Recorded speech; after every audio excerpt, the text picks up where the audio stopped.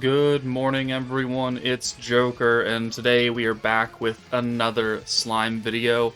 And with the release of the Danmachi collab Ice Wallenstein last night, we also got the ORARIO style blacksmith workshop, which gives us these purple crystals. Right here, you can get them from clearing, you can get them from first time clears. You have a 10 times parallel processing stage that gives you quite a few. And you take these crystals into the forge. And this is where you can make Ice's jacket and weapon. You make two each of them, so 1 and 1. I've already made one batch of her gear, but haven't leveled it up at all. But you do need to have more purple crystals to actually awaken the gear. So you're gonna need to do this stage probably a good amount of times, because it's going to probably take more and more purple crystals, and then it might take them to awaken when the gear is super awakened and all that. And that, yeah, now it takes 2, but you do need to do this. But it is essentially free gear, because most of those stages, I would say, are fairly easy. So now it takes 3 to get it up to 6 star. The jacket is just a normal jacket. When equipped by Ice, it's defense plus 10%. That's the same as any other kind of defensive jacket gear. The weapon, however, is a bit different, because for Belle, 10% when equipped by Belle. Or this hammer, 10% when equipped by a dark character. The sword, when equipped by a wind character, 5% attack, and then when equipped by specifically a wind character, increases single target attack by 6%. And single target attack is a multiplicative buff. 6% isn't super duper high, but it's going to do more than another 5% attack right here, or even 10% attack, I think. So it is going to be a little bit more powerful, and it is generic, so wind character. Both wind characters, just like this is a dark character, but you're going to get more damage out of this if you are using a single target nuking character.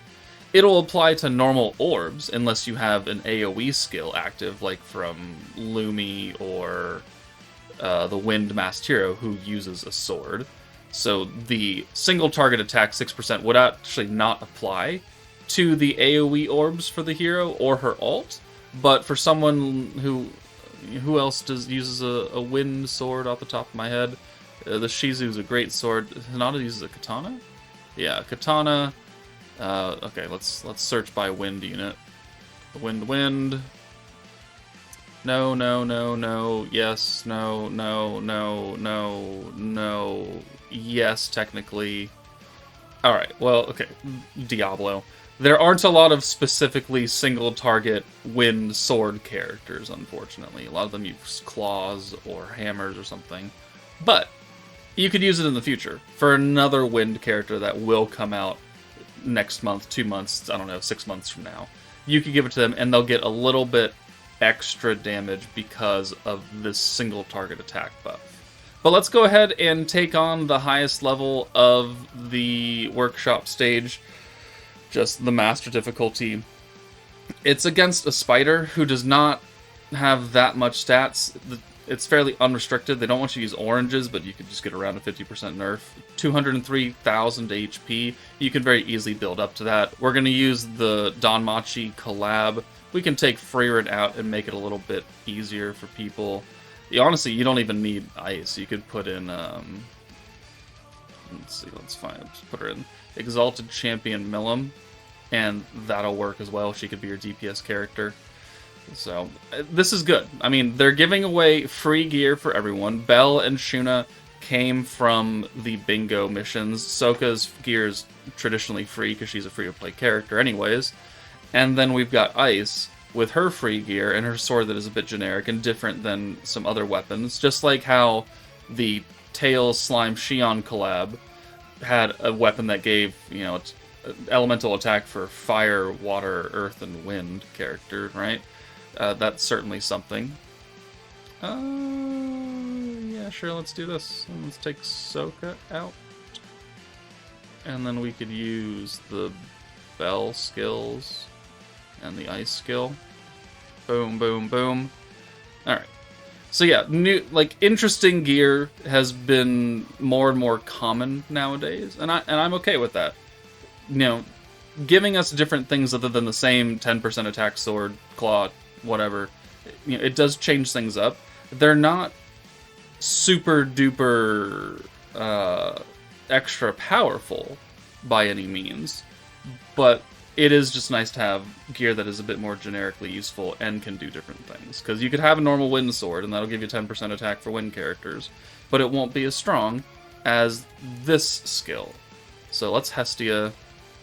Let's get the full convert here, and then we could just use the ice skill and murderize this thing. So 90 points there, boom, boom, pierce power, sure, why not? And if Belle's ult doesn't just kill it, which I don't actually know if it would, then it'll certainly die to the 200% orb from ice. So Belle, sure, we can watch it.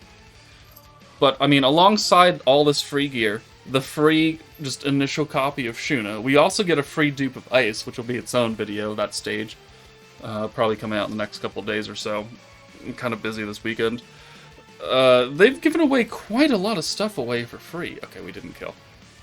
A lot of stuff given away for free, which is quite the polar opposite than what the Tails collab did. Because that collab gave us, yeah, free gear and everything, but we've never gotten a free initial copy of an EX Unbound, like a brand new character. It's always been dupes, and we've gotten a dupe and a brand new character for free. And the team, while it does take quite a bit of time to run, because it's kind of like Divine General, where you're just using a butt ton of skills over and over, it is fairly easy to use. It's easier to use than Divine General, and that's probably a very good thing. Also, I did forget to mention that there are missions related to clearing this event and doing things related to it. So clear it 10 times, clear it 60 times, and then once you awaken the weapon and her armor, you do get a platinum hammer. And we're also going to get these other crystals, otherworldly crystals.